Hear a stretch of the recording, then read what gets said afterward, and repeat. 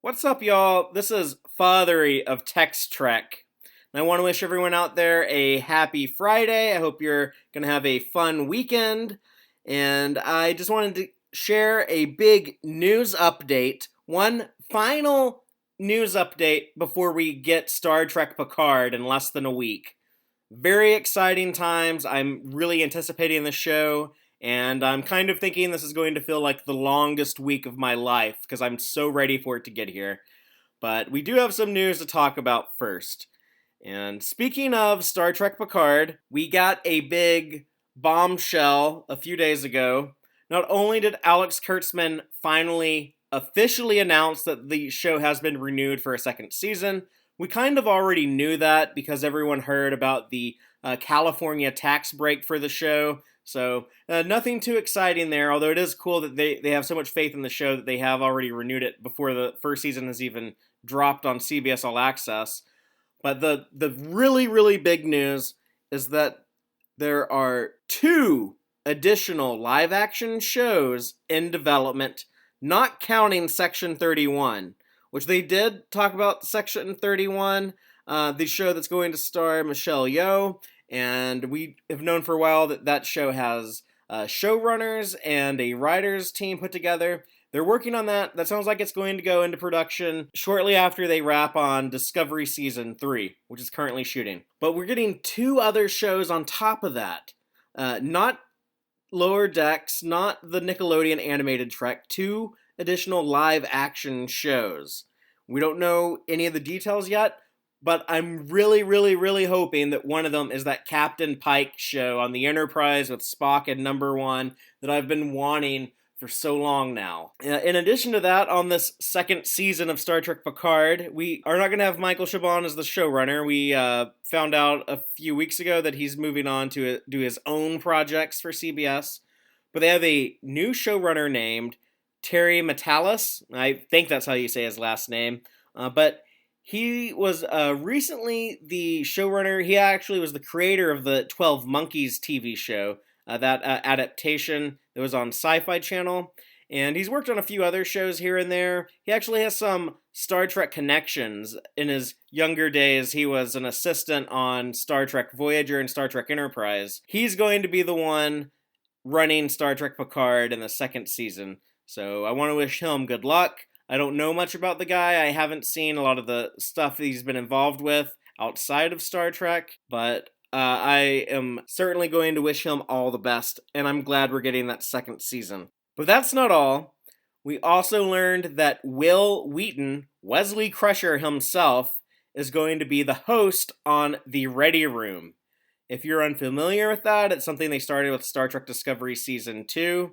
That interviews actors and kind of has reactions to each episode. It's one of these after-show, talk show type things that a bunch of shows have been doing in recent years. They actually had, for the first season of Star Trek Discovery, Matthew Mira, and it was called After Treks. And I didn't think that was bad, but this new version of the Ready Room that they're doing sounds really cool. Not only is Will Wheaton going to be involved in it, but they've also said that it's going to expand to YouTube and Facebook Lives, and it'll be a lot easier for people to see it. And it sounds like they're going to put like a little bit more money and quality into it by getting someone that is so well liked as Will Wheaton, that's loved by a lot of the fan base and the nerd community in general. Please refrain from any "shut up Wesley" memes. That is played out and just kind of shows how like unoriginal, uncreative you are. I think Will Wheaton is going to be a good fit for this personally. You know, he was a huge Star Trek nerd back in the day before The Next Generation even was a thing, before he even got that job. He was just a kid who loved Star Trek. And he definitely is going to translate that enthusiasm and excitement and love for the franchise into the Ready Room. I'm also eager to see him and his old co-star Patrick Stewart and all his other TNG buddies that might show up in Picard. We know that Marina Sirtis and Jonathan Frakes are going to be in there, so I'm looking forward to seeing them interviewed on the Ready Room. Anytime you get that TNG cast together, anytime that you have them interacting when they're not shooting, if it's at a con, if it's on a special feature in a DVD or Blu-ray, They are so fun to watch together. They're just such good friends and so hilarious together. So that will definitely be fun. And I want to wish good luck to Will Wheaton as well. But enough about the Star Trek TV news. Let's talk about the premiere of Star Trek Picard. They just had the red carpet, or actually black carpet premiere in Hollywood. And this was followed by another premiere in London. And I believe they also have an event planned in Germany as well. But a lot of people that I know got to see the first 3 episodes of Star Trek Picard. I'm a little jealous, to be honest, but the reactions coming out of this premiere were overwhelmingly positive. I didn't want to know too much. I don't want to know any spoilers, and people have been doing a good job, I think, of keeping that stuff secret. Let the show surprise us when it's supposed to surprise us. But I have heard some of the very general, vague reactions that people had, and the main things that I take away from that, the show does not feel anything like Discovery. It also doesn't feel anything like The Next Generation. It is very much its own thing, but it does feel modern and big budget, yet you can still feel that connection to The Next Generation, and Patrick Stewart is just flat out killing it in every scene he's in. But I've also heard there are many other good performances in there. So those are all things I wanted to hear. Also, I gotta point out, how good does Jeri Ryan look at the Picard premiere? Can you believe that it has been 23 years since she first appeared on Star Trek Voyager? She has aged very well. It must be that Borg nanotechnology. And one last Picard tidbit to share with all of y'all. We have gotten our first clip, an online clip from Star Trek Picard. If you want to check this out, I'll have a link in the description, but it's about a minute long, and it just gives us a little look at Picard's life on the Vineyard. It doesn't really reveal too much, but just kind of sets the tone and reveals a little bit more of the setting. We get to see him interacting with the canine every Star Trek fan has been talking about, number 1. A lot of us dog enthusiast Star Trek fans are really excited to get to know this character, and seeing Picard interact with him was very sweet. Knowing Patrick Stewart's real-life advocacy for pit bulls makes this even more special. And it's so cool that Picard talks to number 1 in French. I hope that anytime he's talking to the dog, he's speaking French. I think that would be a really cool, nice little character detail to have in there.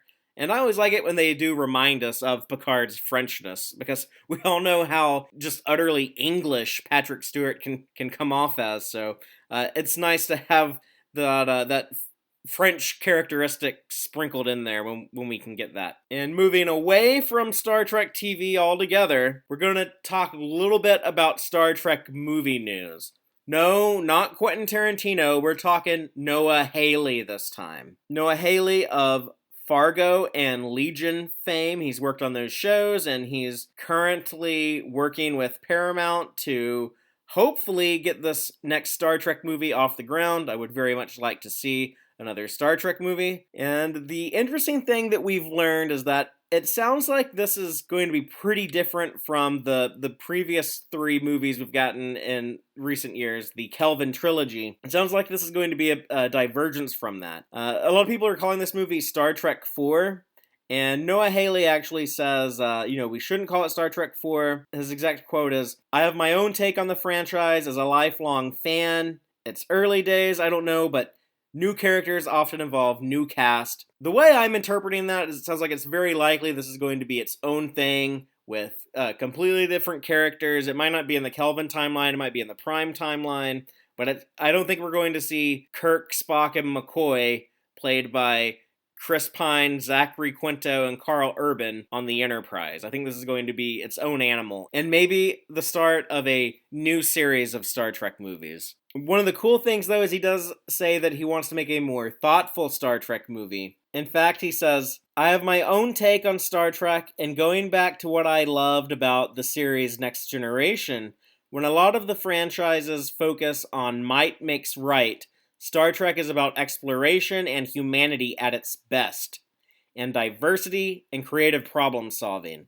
There's nothing better than that moment when William Shatner puts on his reading glasses and lowers Khan's shields. It doesn't cost anything, but it's that triumphant feeling about outsmarting your enemy. For me, it's about getting to those elements of the show.